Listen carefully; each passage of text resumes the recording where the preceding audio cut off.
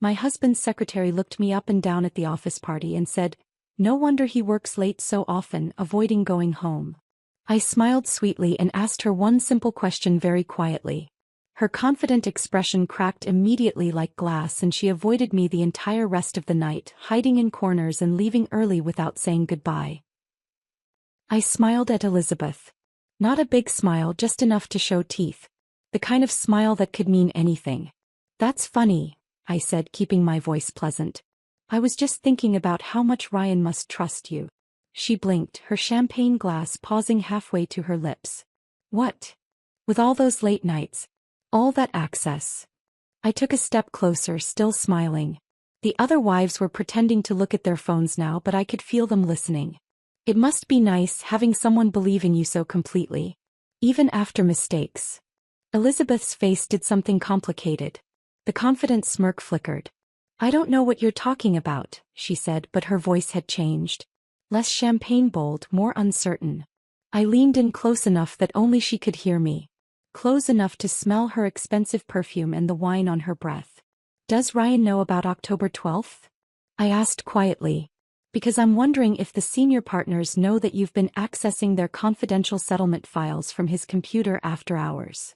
The color drained from her face like someone pulled a plug. Her champagne glass actually trembled in her hand. "I haven't," she started, but I just kept smiling. "Have a wonderful evening, Elizabeth," I said, full volume again. Then I walked away, heading toward the bar like I'd just commented on the weather. My hands were shaking when I ordered a gin and tonic. I'd been planning that moment for 3 days, ever since Rachel sent me the full report. But planning something and actually doing it are different things. I could feel Elizabeth staring at my back. I didn't turn around. The bartender handed me my drink and I took a long sip, trying to look casual. Trying to look like a woman who hadn't just detonated a bomb in the middle of her husband's office Christmas party. It started 6 months ago. That's when I first noticed Ryan's pattern changing. We'd been married for 9 years. Together for 12. I knew his rhythms the way you know your own house in the dark, where all the furniture is, which floorboards creak. He was a corporate attorney at Mitchell & Harrison, one of those mid-sized firms that does well enough that everyone drives nice cars but not so well that they make the news. He worked hard. He always had. Late nights were normal. But 6 months ago the late nights changed flavor. Before, he'd come home tired and distant, smelling like coffee and printer toner.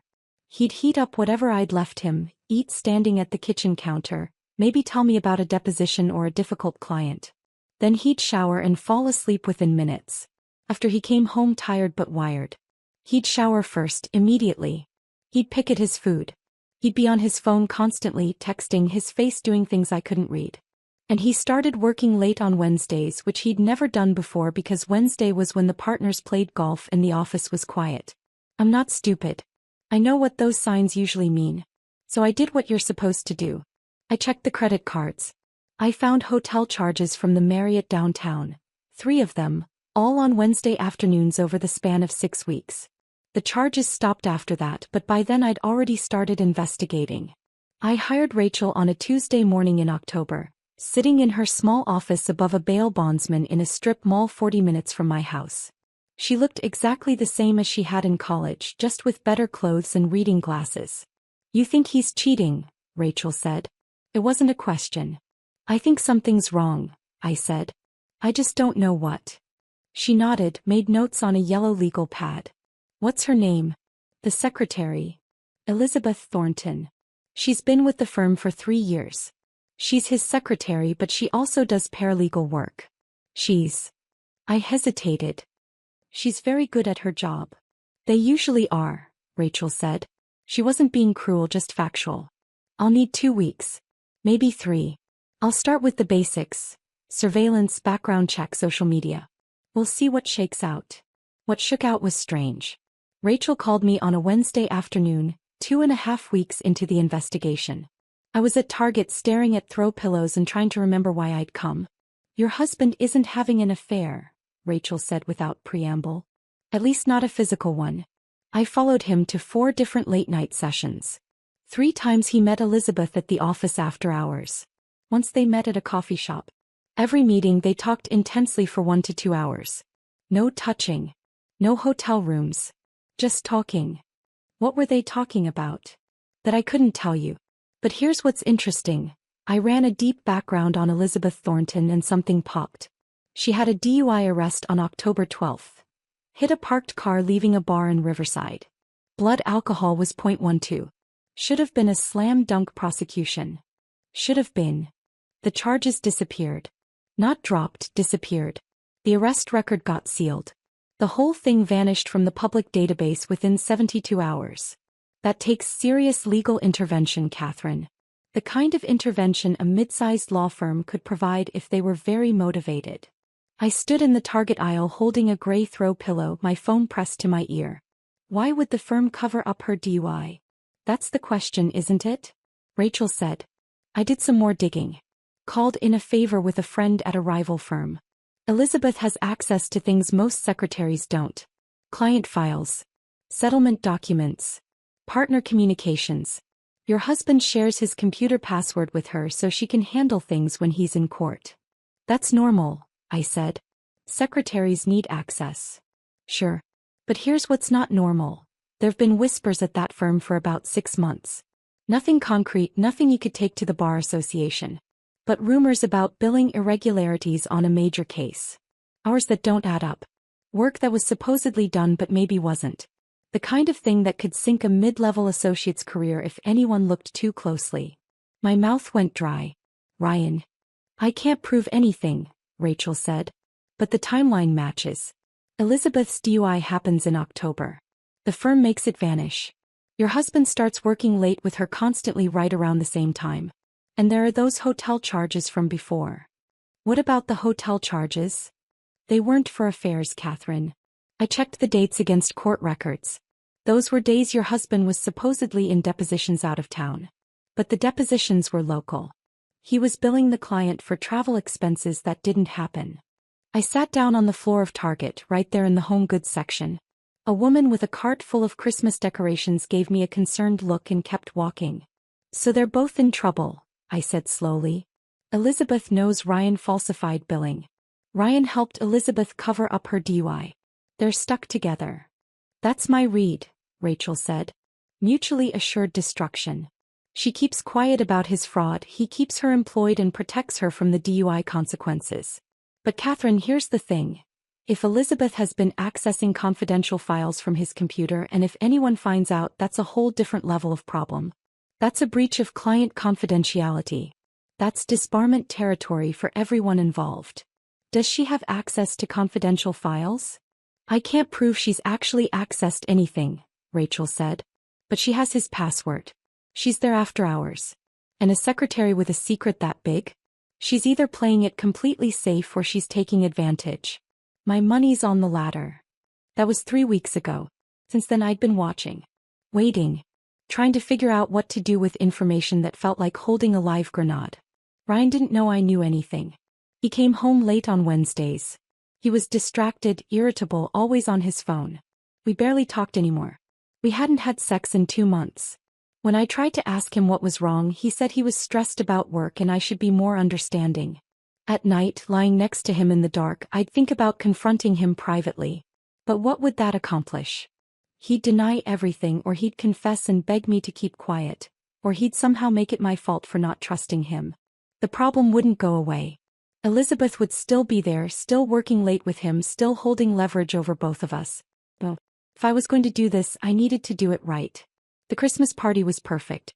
Public enough that Elizabeth couldn't make a scene, but intimate enough that the right people would notice. The senior partners would be there. Ryan's colleagues. Everyone who mattered. I just needed the right moment. And then Elizabeth handed it to me on a silver platter by insulting me in front of witnesses. I stayed at the bar for 10 minutes, nursing my gin and tonic. From where I stood, I could see Elizabeth across the ballroom. She'd moved away from the cluster of associates' wives. She was standing alone now, her champagne glass empty, her face pale. She kept glancing toward Ryan, who was still talking to his managing partner, oblivious. Good. Let her stew. Jennifer, one of the other wives, materialized at my elbow. She was married to Brian, one of Ryan's fellow associates. We'd done the polite chit-chat routine at these events for years without ever becoming actual friends. Are you okay? Jennifer asked quietly. That was Elizabeth shouldn't have said that. I'm fine, I said smiling. Just needed a drink. She's been drinking a lot tonight, Jennifer said, glancing toward Elizabeth. More than usual. I think the holidays stress her out. Must be hard, I said, being indispensable to so many people. Jennifer gave me an odd look, like she wasn't sure if I was being sincere or sarcastic. She does work really hard. Brian says Ryan would be lost without her. I'm sure he would be. Dinner was called then. Everyone started moving toward the tables, finding their assigned seats. The firm did the Christmas party properly. Seated dinner, assigned tables mixing partners with associates, spouses strategically placed to facilitate conversation. I'd been to 7 of these. I knew the drill. Ryan appeared at my side as we headed toward our table. Having fun? He asked. His tone was neutral, but there was tension in his jaw. Wonderful party, I said. The hotel did a beautiful job with the decorations. What did you say to Elizabeth? He asked, voice low. I complimented her. Why? She looks upset. Does she? I glanced across the ballroom. Elizabeth was at her table, sitting very still, staring at nothing. Maybe the champagne isn't agreeing with her. Ryan's hand found my elbow, gripped just a little too tight. Catherine, what did you say? I stopped walking and looked at him directly. She insulted me, Ryan. She made a joke about you avoiding coming home. In front of other people. I simply reminded her that trust is important in a professional relationship. His face went through several expressions very quickly. Confusion, then understanding, then something that might have been fear. We'll talk about this at home, he said. We certainly will, I agreed. Our table was near the front of the ballroom. Ryan and I were seated with one of the senior partners, Thomas Mitchell, the firm's name partner, and his wife Margaret. Also at the table were 2 junior associates I didn't know well and their spouses. Everyone was polite, smiling, performing the ritual of firm holiday cheer.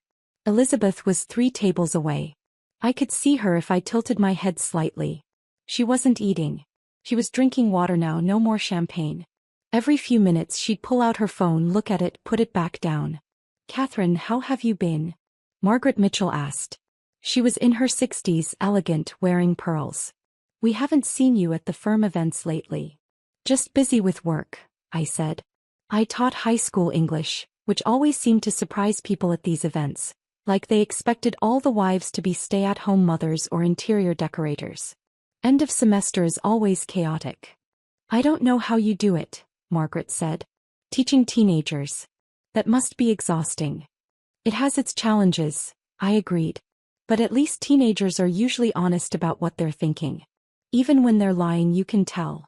Ryan's water glass clinked against his plate. Small sound, but I felt him flinch. Thomas Mitchell launched into a story about a case the firm had just won, some corporate dispute that netted a huge settlement. Everyone listened and nodded and laughed at the right moments. I picked at my salmon. Across the ballroom, Elizabeth's phone buzzed. She looked at it and her face went even paler. Ryan excused himself to use the restroom. As soon as he was gone, Thomas Mitchell leaned toward me with a conspiratorial smile. Ryan's doing excellent work lately, he said. Really excellent. We're very pleased with his billables this year. That's wonderful, I said. My smile felt painted on. He puts in the hours. That's what separates the good associates from the great ones. Dedication. He certainly works late a lot, I said lightly. That he does. Lucky man, having a wife who understands the demands of the profession. I wondered what Thomas Mitchell would say if he knew those billable hours included phantom travel expenses and maybe work that was never actually done. I wondered what he'd say if he knew his firm had covered up a DUI for a secretary who might be accessing confidential client files. But I just smiled and said, I appreciate that he loves his work. Ryan came back from the restroom looking worse than when he'd left. He sat down heavily, reached for his wine glass. His hand wasn't quite steady. Dessert arrived. Chocolate mousse with raspberry sauce. I ate mine slowly, savoring it. Elizabeth, 3 tables away, pushed hers around her plate without taking a bite. Then she stood up. Everyone was still eating, still talking. But Elizabeth stood up, grabbed her purse and walked quickly toward the ballroom exit. Not quite running but close. Several people glanced up, noticed. Ryan definitely noticed. His face went tight with panic. Excuse me, he muttered, standing. Where are you going? I asked. I'll be right back. He followed Elizabeth out of the ballroom. I counted to 30, then excused myself as well. Margaret Mitchell gave me a knowing smile, like she thought I needed to powder my nose or something equally quaint. The hallway outside the ballroom was quiet, elegant, carpeted. I could hear voices coming from around the corner, near the hotel's coat check. Ryan's voice low and urgent. Elizabeth's voice higher, strained. I walked slowly, my heels silent on the carpet. Stopped just before the corner where I could hear but not be seen. Knows something, Elizabeth was saying. I don't know what, but she knows. Ryan, she mentioned October 12th. She knows about the arrest. That's impossible. It was sealed. Nobody knows about that except the firm. Except Thomas. Except whoever he paid to make it disappear. Maybe somebody talked. Maybe. Nobody talked, Ryan said, but he didn't sound convinced. Elizabeth, just calm down. You're overreacting. Catherine probably just. She mentioned the settlement files. Elizabeth cut him off. She said something about me accessing confidential files from your computer. How would she know that unless she knows something? Unless someone told her? Silence. Long silence. Have you been accessing the settlement files? Ryan asked finally. His voice had gone very quiet, very careful. What? Oh. Why would I? Elizabeth. Have you? I needed to know, she said, and her voice cracked. I needed to know if what you did was on the Peterson case or somewhere else. I needed to know how much exposure we had. So yes, I looked. I looked at the files.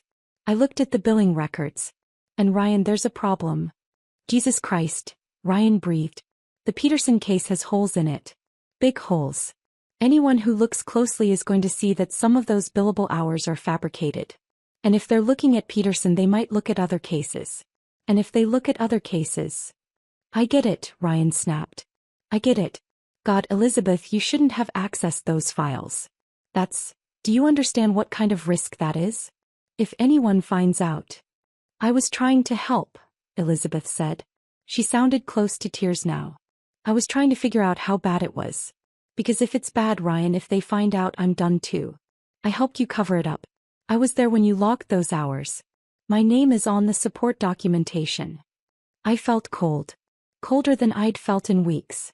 Because this was worse than I'd thought. This wasn't just Ryan falsifying billing and Elizabeth covering up a DUI. This was active fraud. This was conspiracy. This was both of them in so deep that there was no easy way out. We need to be calm, Ryan said, but his voice was shaking. We need to think. If Catherine knows something, we need to figure out what she knows and how she knows it. Then we can. Can what? Elizabeth demanded. What exactly is your plan here, Ryan?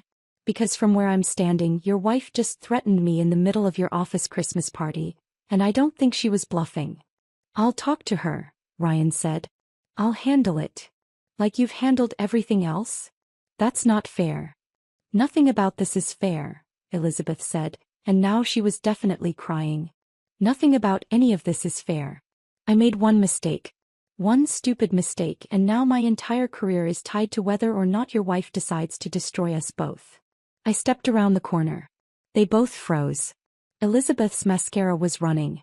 Ryan looked like he might be sick. Hi, I said pleasantly. Sorry to interrupt. I was just wondering when you were coming back to dinner, Ryan. They're about to do the gift raffle. Ryan opened his mouth. Closed it. Opened it again. Catherine. Elizabeth, are you feeling all right? I asked, looking at her directly. You look a little ill. Maybe you should go home and rest. Big day tomorrow, I'm sure. Elizabeth stared at me like I was a snake that had just started talking. I don't. I think that's a good idea, I said, still pleasant, still smiling. Go home. Get some rest. We can all talk more when everyone's feeling better. He looked at Ryan. He looked at me.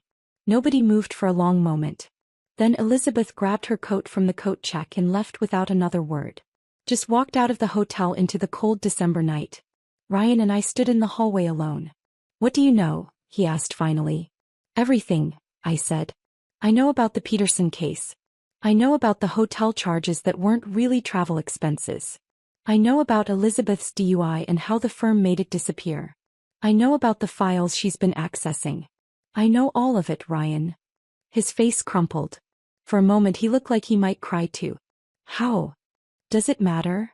Catherine, please. It's not what you think. What do I think? I made mistakes, he said. I was under pressure. The firm expects these billable hours and sometimes they're just not there, and I thought I could smooth things over, just a little padding here and there, nothing major. But then it got complicated and Elizabeth found out, and then she had her arrest and I helped her because she was going to lose her job, and then we were both stuck, I finished. He nodded miserably. Here's what's going to happen, I said. My voice was calm level. I practiced this too. Tomorrow you're going to go into the office early. You're going to check every single file Elizabeth has accessed. You're going to figure out exactly how bad the damage is. Then you're going to decide whether you want to come clean to Thomas Mitchell or whether you want to live with this hanging over your head forever. Catherine, I'm not done. Elizabeth is going to quietly transition to a new opportunity.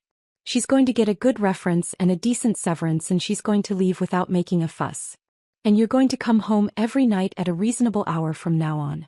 No more late Wednesdays. No more mysterious meetings. You're going to be so transparent I can see through you like glass. And if I do all that? Ryan asked quietly. What then? Then we'll figure out if this marriage is worth saving, I said. But Ryan, I need you to understand something.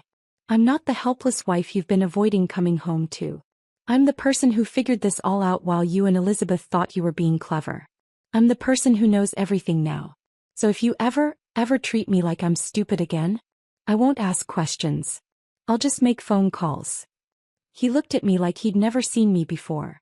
Do we understand each other? I asked. Yes, he whispered. Good. Now let's go back to dinner before people start wondering where we went. I walked back to the ballroom. After a moment, Ryan followed. At our table, Margaret Mitchell asked if everything was all right.